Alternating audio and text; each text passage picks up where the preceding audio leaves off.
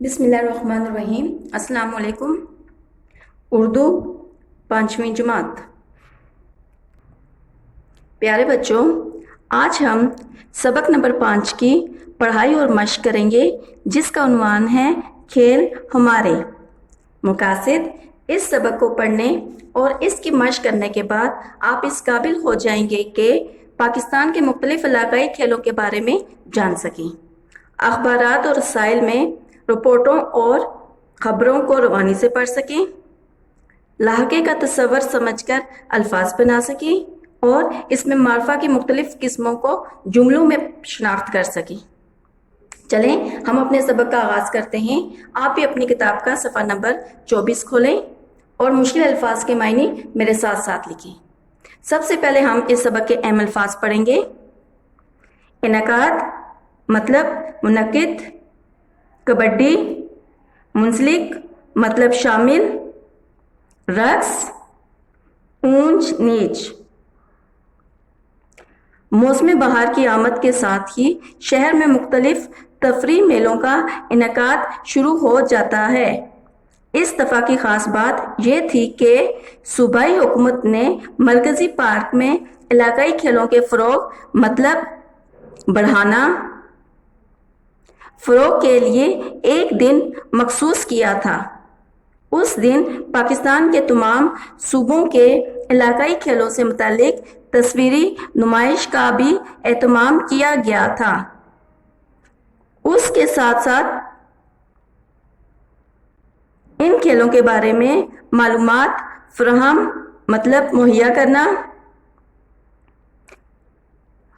کرنے کا بھی خصوصی بندوبست تھا۔ جماعت پنجم کے سارے طلباء و طالبات اپنی استانی کے ساتھ اس نمائش کو دیکھنے گئے۔ پارک میں داخل ہوتے ہی دائیں طرف ایک بڑا سا بورڈ آویزاں مطلب لٹکا ہوا تھا، جس پر پارک میں موجود تمام اسٹالوں کی معلومات درج تھی۔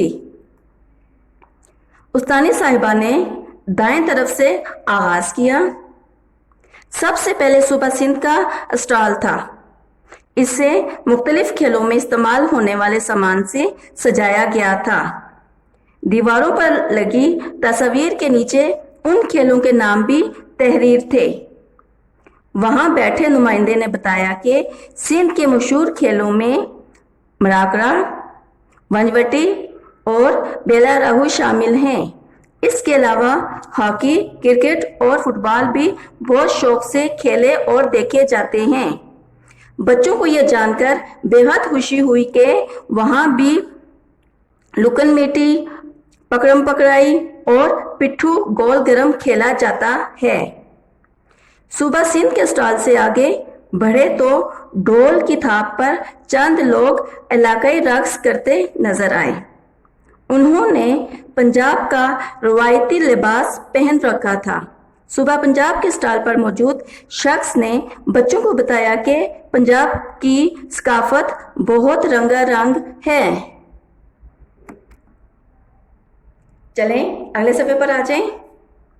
یہاں تقریباً ہر کھیل کھیلا جاتا ہے۔ پنجاب کے مشہور کھیلوں میں کبڈی، گلی ڈنڈا، کوکلا چھپاکی اور اونچ نیچ شامل ہیں۔ ملک کے دوسرے علاقوں کی طرح یہاں بھی کرکٹ، ہاکی، فٹ بال اور بیڈمنٹن شوق سے کھیلے جاتے ہیں۔ کھیلوں کے بارے میں جان کر بچے بے حد خوشی محسوس کر رہے تھے۔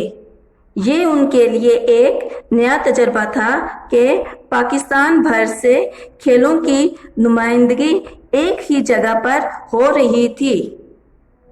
پنجاب کے بعد صوبہ خیبر پختونخوا کے اسٹال کی باری تھی۔ یہاں بھی دوسرے صوبوں کے اسٹالوں کی طرح دیواروں پر مختلف کھیلوں سے منسلک سامان کی نمائش کی گئی تھی۔ خیبر پختونخوا کے اسٹال پر موجود نمائندے نے بتایا کہ ہمارا صوبہ اسکواش کے کھیل کے لیے دنیا بھر میں پہچانا جاتا ہے۔ اس کے علاوہ یہاں کرکٹ، ہاکی، رسا کشی اور گھڑ سواری کے مقابلے بھی منعقد کیے جاتے ہیں۔ بچے انتہائی دلچسپی سے ان معلومات سے لطف اندوز ہو رہے تھے۔ اس نمائش میں کھیلوں کے سامان اور تصاویر نے 4 چاند لگا دیے تھے۔ اب اگلا سٹال صوبہ بلوچستان کا تھا۔ صوبہ بلوچستان کے نمائندے نے بچوں کی معلومات میں اضافہ کرتے ہوئے بتایا کہ ہمارے صوبے میں بہت سارے کھیل شوق سے کھیلے جاتے ہیں اور مختلف ٹیموں کے درمیان مقابلے بھی ہوتے ہیں۔ اس نے بتایا کہ صوبہ بلوچستان کے مشہور کھیلوں میں کوہ پیمائی، رسہ کشی اور کشتی رانی شامل ہیں۔ یہاں بھی پاکستان کے دیگر صوبوں کی طرح ہاکی، کرکٹ، بیڈمنٹن اور فٹ بال شوق سے کھیلے جاتے ہیں۔ اب پوری جماعت کشمیر اور گلگت بلتستان کے سٹال پر پہنچی۔ وہاں کے نمائندے نے بتایا کہ کرکٹ، فٹ بال اور والی بال کے علاوہ گلی ڈنڈا، تمبوک بازی، نیزہ بازی، پنج گیٹ اور 4 اڈیا یہاں شوق سے کھیلے جاتے ہیں۔ کشمیر اور گلگت بلتستان کے سٹال کے ساتھ ہی ایک کھلی جگہ پر کافی بھیڑ تھی۔ بھیڑ، ہجوم، رش۔ بچوں کو بہت حیرانی ہوئی کہ آخر وہاں ایسا کیا ہے۔ بھیڑ چھٹتے ہی استانی صاحبہ تمام بچوں کو لے کر وہاں پہنچی۔ بچے خوشی سے جھوم اٹھے کیونکہ وہاں ایسے کھیلوں اگلے صفحے پر آ جائیں کی تصاویر آویزاں تھی جو پاکستان کے تمام صوبوں کے بچے بہت شوق سے کھیلتے تھے۔ ان کھیلوں میں اسٹاپو، لوڈو، ککلی، چیچو گنیریاں، پتنگ بازی اور لٹو چلانا شامل تھے۔ پارک میں اعلان ہوا کہ تمام لوگ ایک جگہ پر اکٹھے ہو جائیں تاکہ وہاں ایک بڑی اسکرین پر گلگت بلتستان کے علاقے شندور کے مشہور کھیل پولو کے متعلق ایک معلوماتی فلم دکھائی جا سکے۔ استانی صاحبہ کی قیادت مطلب رہنمائی میں سب ایک جانب اکٹھے ہو کر فلم دیکھنے لگے۔ اس فلم میں ایک بڑے میدان میں 2 گھڑ سوار ٹیموں کے درمیان مقابلہ ہو رہا تھا۔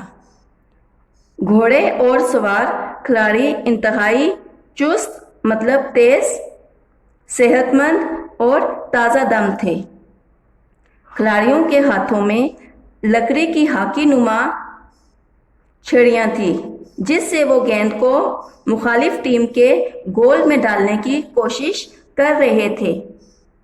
فلم میں یہ بھی بتایا گیا کہ ہر سال شندور میں ایک میلہ سجتا ہے جس میں پولو کا سالانہ مقابلہ منعقد کیا جاتا ہے۔ بچوں کے لیے یہ دن بہت خوشگوار اور معلوماتی تھا۔ اتنی معلوماتی نمائش دکھانے پر سب نے استانی صاحبہ کا شکریہ ادا کیا اور یوں اس خوبصورت دن کا اختتام ہو گیا۔ آئے مزید جانیں۔ شندور میں دنیا کا بلند ترین کھیل کا میدان واقع ہے۔ پولو کو شاہی کھیل اور کھیلوں کا بادشاہ بھی کہا جاتا ہے۔ پیارے بچوں، اس سبق میں ہم نے پڑھا کہ تعلیم کے ساتھ ساتھ کھیلوں میں حصہ لینا بھی بہت ضروری ہے۔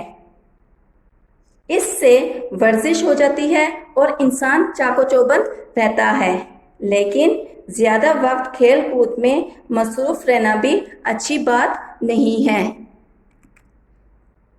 ہمیں ہر کام وقت پر کرنا چاہیے۔ کھیل کے وقت کھیلنا چاہیے اور پڑھائی کے وقت پڑھنا چاہیے۔ جو انسان وقت کی قدر کرتا ہے، دنیا اس کی قدر کرتی ہے، لہٰذا ہمیں وقت ضائع نہیں کرنا چاہیے۔ پیارے بچوں، ہمیں محنت سے کبھی جی نہیں چرانا چاہیے کیونکہ اللہ تعالیٰ بھی محنت کرنے والوں کو پسند کرتا ہے۔ ارشاد باری تعالیٰ ہے کہ انسان کے لیے وہی ہوتا ہے جس کے لیے وہ کوشش کرتا ہے۔ نیکسٹ پیج پر آ جائیں. اب ہم اس سبق کی مشق کرتے ہیں. پیارے بچوں، الفاظ معنی، سوال جواب اور جملوں کے آپ کو نوٹس دے دیے جائیں گے. وہاں سے یہ کام آپ نے صاف ستھری رائٹنگ میں اپنی کاپیوں پر کرنا ہے. سوال نمبر 2، درست بیانات کے سامنے ٹک اور غلط جواب کے سامنے کراس کا نشان لگائیں. نمبر 1، صوبائی حکومت نے بین الاقوامی کھیلوں کے فروغ کے لیے میلے کا اہتمام کیا تھا. کیا یہ جملہ درست ہے؟ نہیں. کیا لگائیں گے؟ کراس لگائیں. نمبر 2، بلوچستان کے مشہور کھیلوں میں کوہ پیمائی، رستہ کشی اور کشتی رانی شامل ہیں. یہ جملہ درست ہے. اس کے آگے ٹک لگائیں.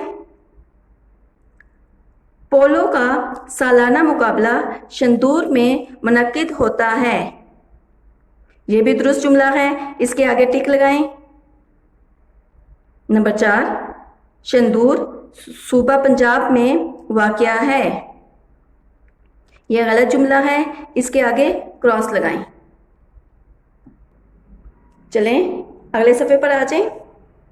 الفاظ سازی لاحقے، وہ حروف یا الفاظ جو کسی دوسرے بامعنی لفظ کے آخر میں آتے ہیں اور اس کے معنی میں تبدیلی پیدا کر دیتے ہیں، لاحقے کہلاتے ہیں. مثلا خدا کے بعد پرست لگا دیا جائے تو خدا پرست نئے معنی دینے لگتا ہے. سوال نمبر 3، مثال کے مطابق حروف ملا کر الفاظ بنائیں اور درست لاحقے سے پہلے لکھیں. اگزامپل انہوں نے آپ کو دی ہے. ہمارے پاس لاحقہ ہے خانہ، اس کے ساتھ ہم لوگوں نے کیا لگایا ہے؟ باورچی. کیا بن گیا؟ باورچی خانہ. اس کے بعد ہے مند.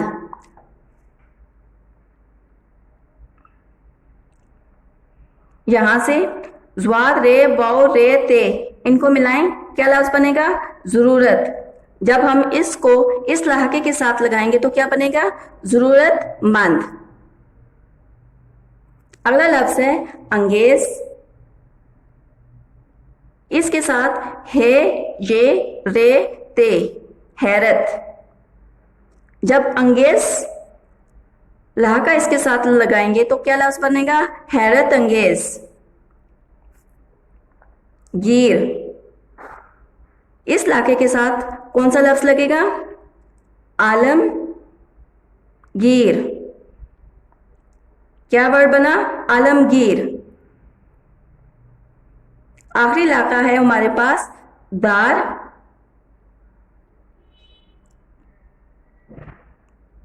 دال کاف الف نون، دکان دار. کیا لفظ بن گیا؟ دکان دار.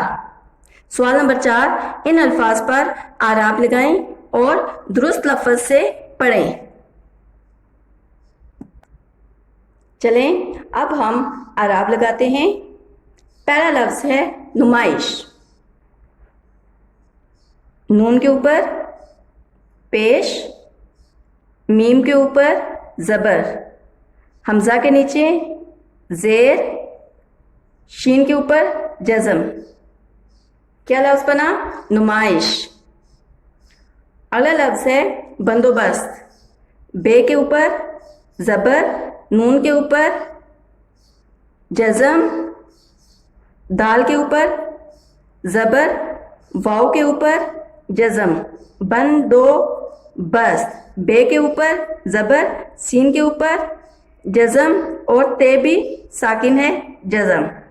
بندوبست. اگلا لفظ ہے تفریح. تے کے اوپر زبر، فے کے اوپر جزم. تف، دے کے نیچے زیر، یہ اس کے اوپر جزم، ہے کے نیچے زیر اور یہ کے اوپر جزم. تفریح. اگلا لفظ ہے منعقد. میم کے اوپر پیش، نون کے اوپر جزم، عین کے اوپر زبر، کاف کے نیچے زیر، دال کے اوپر جزم. منعقد کیا لفظ ہے؟ منعقد. آخری لفظ ہے بلتستان. بے کے اوپر زبر، لام کے اوپر جزم.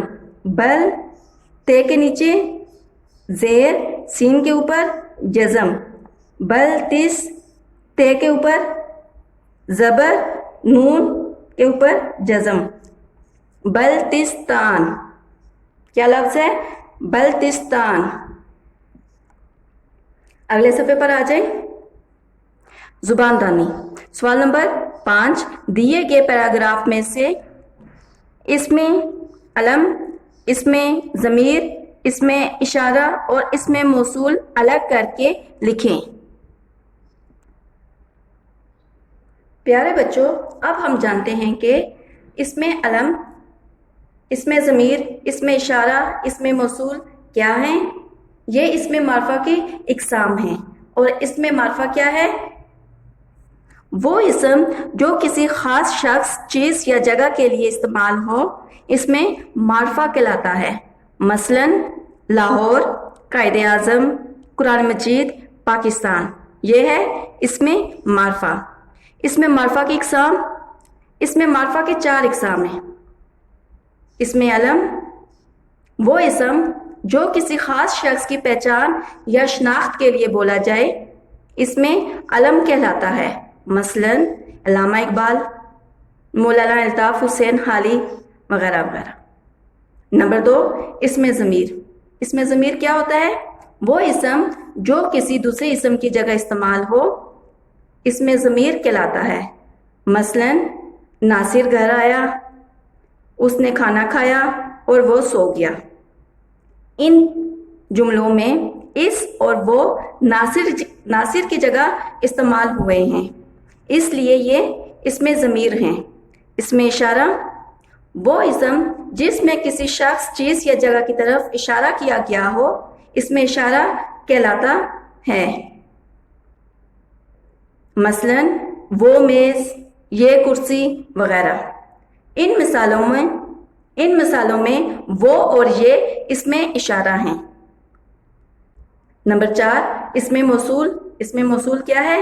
وہ اسم ہے جب تک اس کے ساتھ کوئی جملہ نہ ملایا جائے، اس کے پورے معنی سمجھ میں نہیں آتے. اس میں موصول کہلاتا ہے. مثلا جو محنت کرے گا وہ پھل پائے گا، جس نے کوشش کی وہ کامیاب ہوا. ان جملوں میں جو اور جس نے اس میں موصول ہیں. چلیں اب ہم اپنی ایکٹیویٹی کی طرف چلتے ہیں. نمرہ اور فرح 2 بہنیں ہیں. وہ بہت ذہین ہیں. انہیں نظموں کی کتابیں پڑھنے کا بہت شوق ہے. ایک دن دونوں ابو جان کے ساتھ بک سٹال پر گئی. جیسے ہی انہوں نے صوفی غلام مصطفیٰ تبسم کی کتابیں دیکھی، فرح بولی، یہ کتاب تو دیکھو. نمرہ نے کہا، ہاں، رنگین سرورق والی ٹوٹ پٹوٹ کی کتاب عمدہ لگ رہی ہے. جوں ہی انہوں نے ابو جان سے نظم کی کتاب لینے کی فرمائش کی، ابو جان نے فوراً لے دی اور وہ خوشی خوشی گھر آ گئی. اب آپ نے اس پیراگراف میں سے اس میں علم، اس میں ضمیر، اس میں اشارہ اور اس میں موصول الگ الگ کر کے لکھنے ہیں. اس میں علم کون کون سے ہیں؟ اس میں لکھیں: صوفی غلام مصطفیٰ تبسم، ٹوٹ پٹوٹ. اس میں ضمیر کیا ہے؟ انہیں، انہوں. اس میں اشارہ کون سے استعمال ہوئے ہیں؟ اس میں وہ، یہ. اس میں موصول کون سے ہیں؟ جوں ہی، جیسے ہی. لکھائی کی مہارت. درخواست. درخواست ایک ایسی تحریر ہوتی ہے جس میں کوئی اپنی ضرورت کسی ذمہ دار شخص سے بیان کرتا ہے. درخواست لکھتے ہوئے کچھ باتوں کا خصوصی خیال رکھنا بہت ضروری ہے. مثال کے لیے ایک درخواست کے آغاز و انجام کا خاکہ دیا جا رہا ہے۔ اگلے صفحے پر آ جائیں۔ یہاں پر انہوں نے درخواست کا آغاز اور اختتام آپ کو بتایا ہے۔ اسی خاکے کو مد نظر رکھتے ہوئے آپ نے اسکول کے ہیڈ ماسٹر یا ہیڈ مسٹرس کے نام درخواست لکھنی ہے اور مقصد بیان کرنا ہے کہ آپ اپنے اسکول میں کھیلوں کی تصاویر سے متعلق ایک نمائش منعقد کروانے کے خواہش مند ہیں۔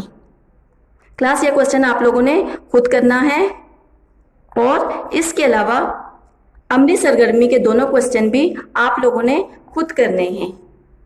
امید ہے آپ کو آج کا سبق سمجھ آ گیا ہوگا۔ شکریہ۔